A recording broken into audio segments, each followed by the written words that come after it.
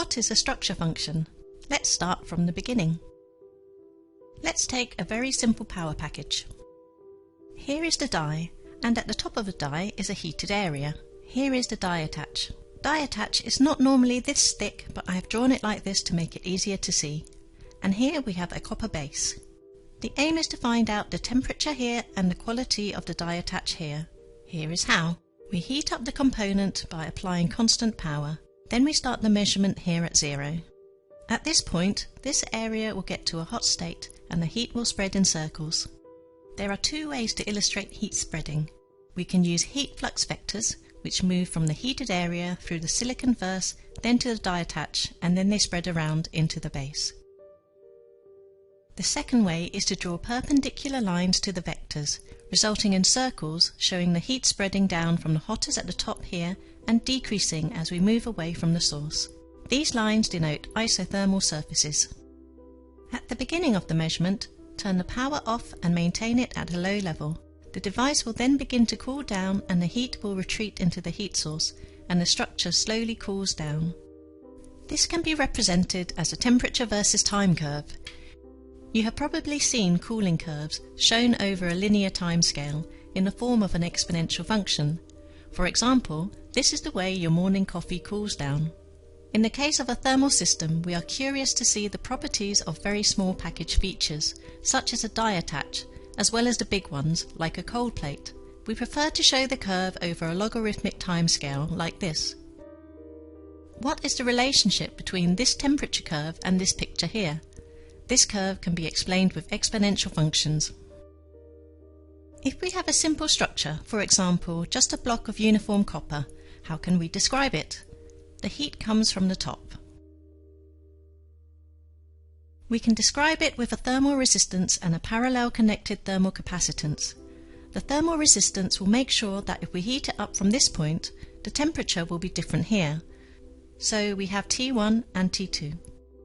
If we have the same temperature graph for this simple example, it will look something like this exponential curve.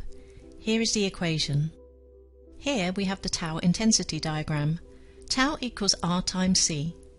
This basically means that if you have this model here and you know the thermal resistance and the tau value, you can work out the C very easily. We can also show these in a plot where we show the R value over the corresponding tau value.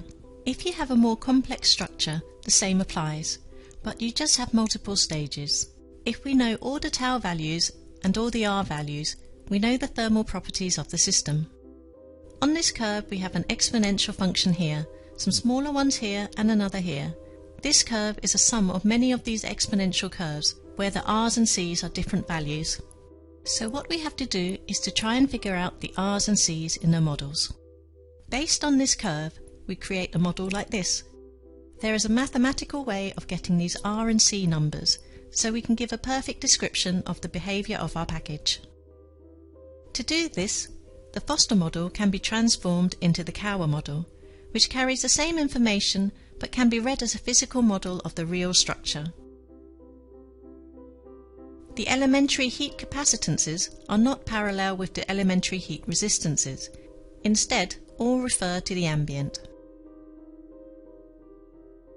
To recap, we measure this curve, then we break down the curve to a number of R's and C's. Then we do a mathematical transformation from a so-called Foster-type thermal model to a ladder-shaped Cauer model.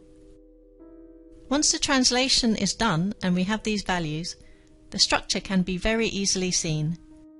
The thermal resistances are defined between two isotherms, such as the delta T between here and divided by the delta P.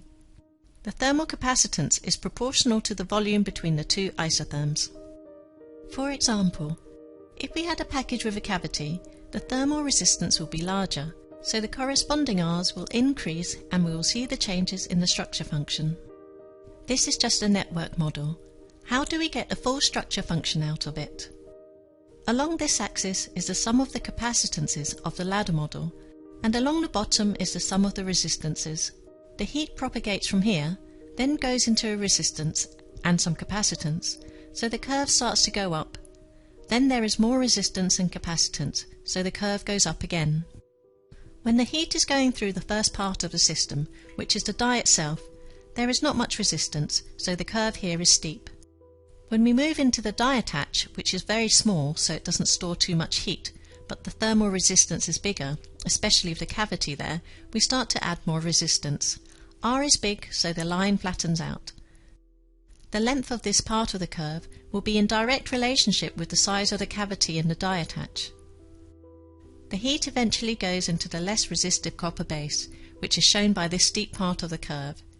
If there is additional thermal interface material after, the curve will flatten out, then go steep again as you hit a cold plate. Then the whole thing will cool down and go into infinite capacitance. If something goes wrong, for example if the grease is bad, it will show up with a longer curve like this, and the function will go to the infinity further along. Or if the die attach is wrong, then this curve will be longer and again shifts the functions further along the graph. So, in summary, we start with this picture, then we cool it down, and based on the speed that the heat goes back, we get this bumpy curve. From this curve we can derive the R and C values, as these are all exponential functions. We can get this Foster model, which can then be transformed into the ladder model, which is a direct physical description of the first image. And then we plot some of the resistances and capacitances. If something is very resistive, they will usually show as the flat part of the curve. Something that is capacitive, usually structure or metal, is shown in the steeper parts of the curve. Thank you for watching this introductory video to structure functions. Why not explore our website now, where there are many more resources that will help you to further understand this topic and learn how to use it